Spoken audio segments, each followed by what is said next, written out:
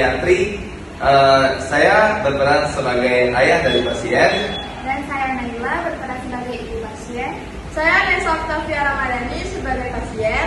Saya Mira Febrianti sebagai perawat 1. Saya Rangga Salvador sebagai perawat 2. Saya Suci Masana Putri sebagai pembaca naskah. Saya Syara Alfianita sebagai perawat 5. Saya Nurul Aziza sebagai perawat 3. Saya Yesa Octavia sebagai perawat 4. Selamat menyaksikan. Sesi 1. Edukasi dan perkenalan. Di sebuah perkampungan ada salah satu anggota keluarga mengalami gangguan jiwa, sehingga ada seorang masyarakat melaporkan ke tim kesehatan, sehingga tim kesehatan melakukan terapi keluarga kepada seluruh anggota keluarga dalam merawat pasien.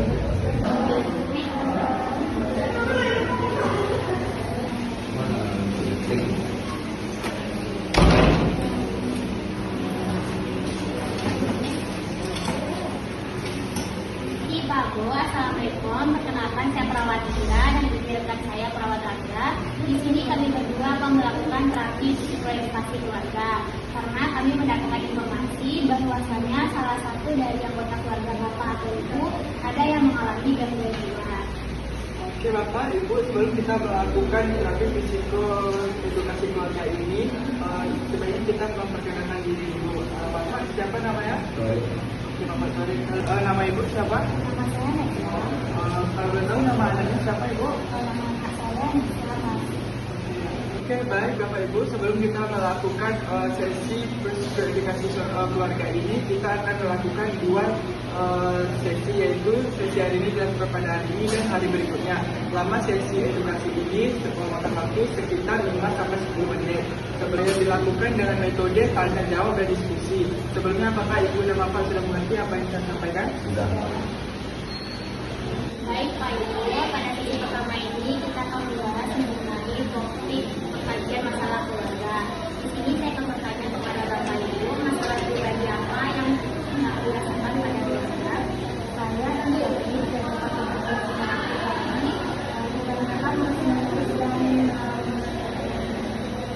menjaga anak-anak saya. Berarti Ibu terlalu fokus menjaga Nisa, jadi Ibu dan Bapak mengalami kesulitan untuk fokus bekerja ya? Iya. Kalau boleh tahu masalah apa yang Ibu dan Bapak rasakan saat ini? Oh, saya ini susah mengontrol amarah dari anak saya ini. Nah, jadi mungkin kadang saya melihat kesedihannya, merasa ketakutan dan berbicara sendiri. Pasien gangguan jiwa tidak mendengarkan pembicaraan dan malah bicara sendiri. Begitu ya Pak, dari informasi yang kami terima, jadi anak Bapak mengalami gangguan jiwa halusinasi. Karena yang Bapak katakan tadi seperti anak Bapak suka marah dan berbicara sendiri merupakan tanda-tanda seseorang mengalami gangguan jiwa halusinasi ya Pak. Boleh tahu lalu perubahan apa yang terjadi pada keluarga Bapak setelah ada salah satu anggota keluarga Bapak dan Ibu mengalami gangguan jiwa? Oh, saya merasa tidak tenang dengan memikirkan keadaan Nisa ini, Pak. Jadi pada saat bekerja pun saya memikirkan Nisa, bagaimana keadaan Nisa di rumah. Oh, berarti Nisa ini, kalau boleh tahu, ditinggal sendiri di rumah ya Pak? Iya, kadang-kadang. Itu ya Bapak Ibu, seharusnya Nisa ini tidak ditinggalkan sendiri di rumah, takutnya bisa membahayakan dirinya atau orang-orang di sekitarnya. Alangkah baiknya menurut saran dari saya, seharusnya ada yang bisa mendampingi Nisa saat di rumah supaya tidak terjadi hal-hal yang tidak diinginkan. Baik Pak Ibu, apa keinginan dan harapan keluarga selama melakukan terapi psikoedukasi keluarga ini Pak Ibu? Oh, kalau harapan saya ingin sekali anak saya ini cepat sembuh, dan saya ingin tahu juga bagaimana cara menangani keadaan anak-anak saya ini jika saya ini. Baik Pak, pada saat ini kami akan mengajarkan bagaimana cara merawat anak Bapak dan Ibu yang mengalami halusinasi ya Pak. Baik Pak, apakah ada yang ingin ditanyakan lagi? Apakah anak saya bisa berbicara? Insya Allah bisa Bu. Dengan adanya terapi ini diharapkan dapat membantu kesehatan Nisa dan keluarga juga diharapkan untuk memberikan dukungan kepada Nisa agar Nisa cepat sembuh.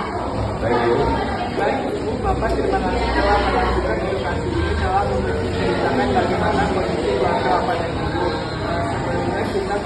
selesai melakukan edukasi tahap pertama ini, akan kita lakukan sesi tahap kedua pada hari esok. Lanjut untuk melakukan sesi kedua yang berikut gangguan jiwa dan cara merawat penyertaannya Bapak Ibu. Waktunya jam 9 yaitu selama 5 sampai 10 menit. Ini di ruangan itu saja ya Pak. Kalau begitu kami mohon pergi dulu ya Pak.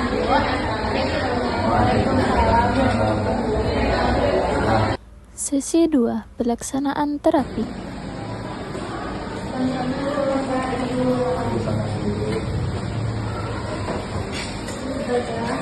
Bapak dan Ibu, kami kesini datang untuk pembicaraan Bapak dan Ibu ya.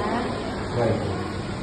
Sebelumnya saya perkenalkan, saya Nurul. Saya kesini bersama rekan saya yaitu Yosa akan melanjutkan terapi atau edukasi kepada anak Bapak dan Ibu pada sesi kedua yaitu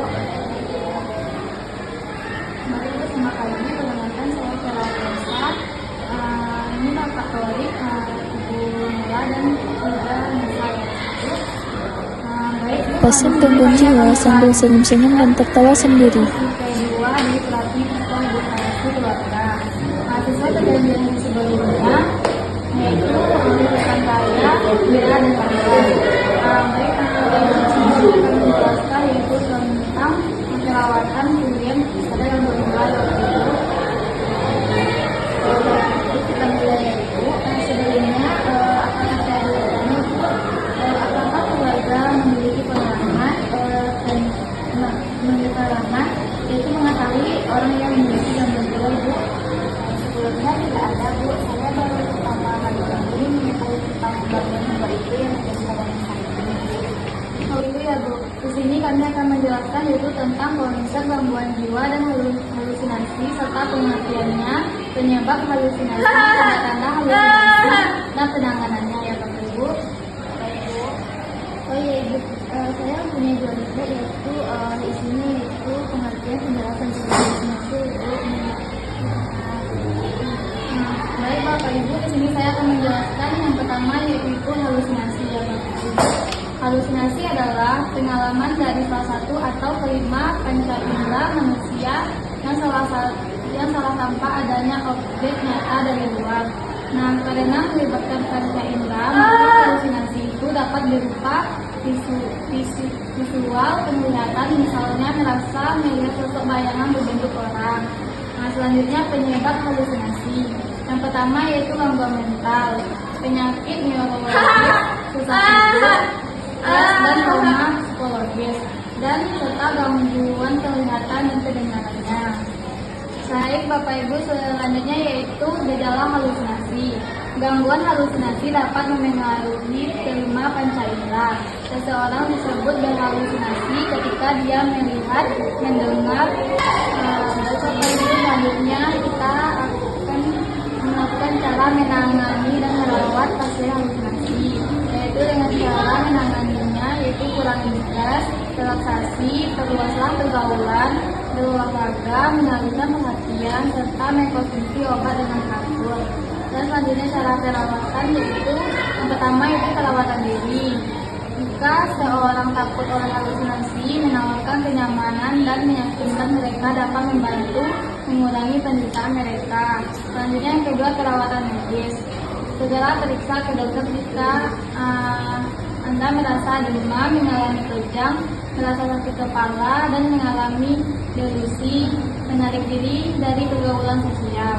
Nah itu cara-cara menangani dan perawatannya Ibu. Lalu apakah Ibu sudah paham sama Ibu? Paham.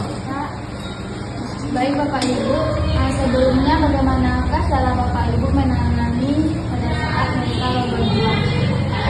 Kami hanya menjaga dan mengawasi Nesa Bu agar Nesa ini tidak melakukan hal yang bisa mengancam dirinya atau mengancam orang lain.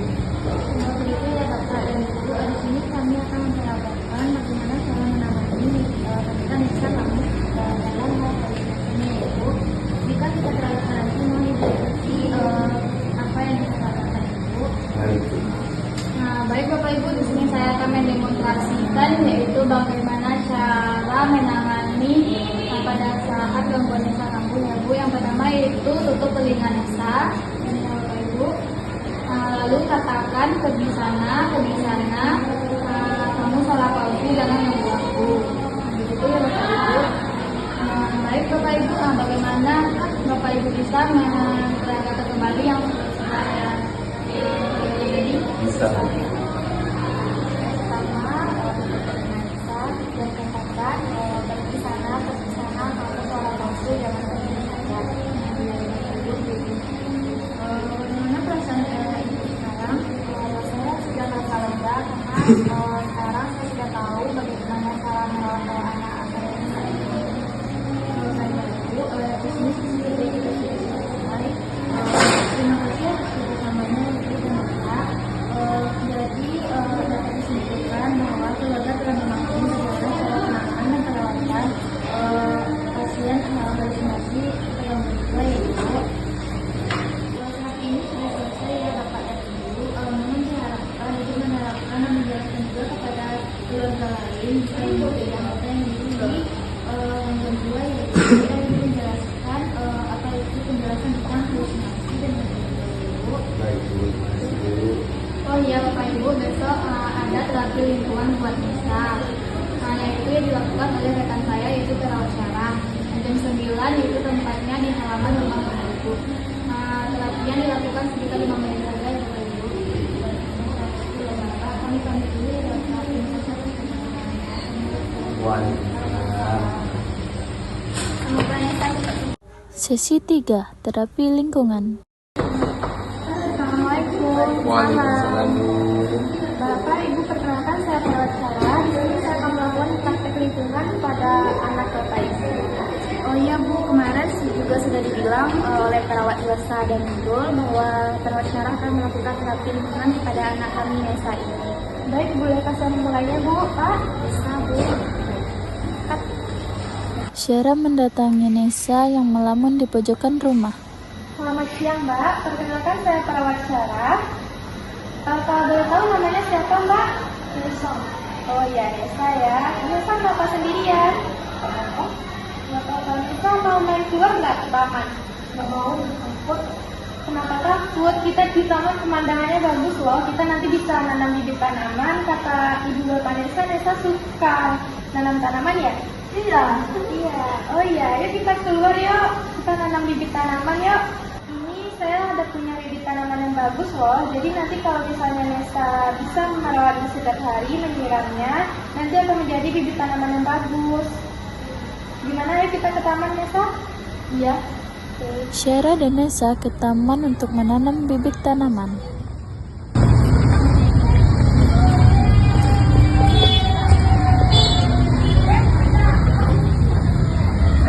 Tapi kok nggak bisa besar sih tanamannya? Sabar ya Mbak, nanti kalau misalnya dirawat setiap hari, disiram setiap hari, dikasih pupuk, maka tanamannya akan tumbuh dengan bagus. Iya Mbak. Ya, baiklah mungkin kakak permisi dulu ya. Bu, saya sudah selesai melakukan terapi lingkungannya kepada Mbak Nesa. Mungkin nanti saya sudah selesai sampai di sini. Nanti jika misalnya anak Bapak Ibu tidak membaik, Bapak Ibu boleh membawanya ke rumah sakit jiwa terdekat. Kita bisa menghubungi pihak rumah sakit di sini ya Bapak Ibu. Baik, kalau gitu saya permisi. Assalamualaikum. Terima kasih Bu. Terima kasih sudah menyaksikan roleplay dari kelompok kami. Jangan lupa like and subscribe. Terima kasih.